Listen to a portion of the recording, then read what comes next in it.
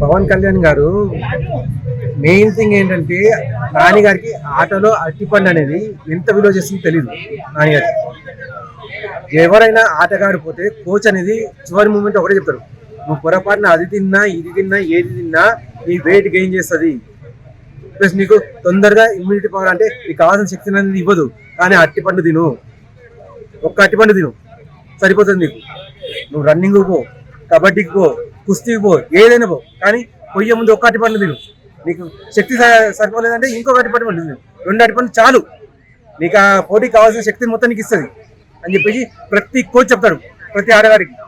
అది ఏదైనా కానీ పేరుని నాకు తెలియదు ఏంటంటే ఆయన అజ్ఞానం అన్నట్టు ఇది అరటిపండు తోటి కంపేర్ చేయడం అని చెప్పేసి. అరటిపండు లాంటి వాడే పవన్ కళ్యాణ్ గారు. దేశము ఎక్కడనో కొట్టుకుపోతుంది, మోదీ గారు యోగి గారు వచ్చారు, అమ్మ పర్లేదు అని చెప్పి అనుకున్నాం. మన తెలుగు రాష్ట్రాలను ఎవరు కాపాడతారని చెప్పి చూస్తున్నాం.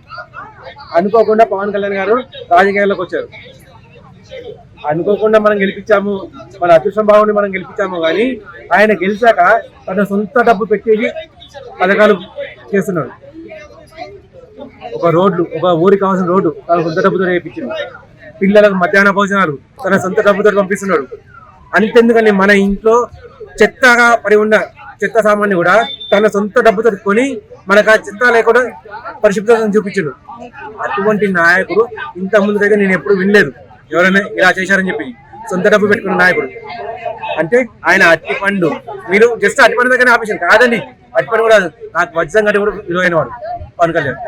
సో పేర్ని నాని గారు, మీ బుద్ధి జ్ఞానాన్ని అనేది కొద్దిగా పెంచుకోండి.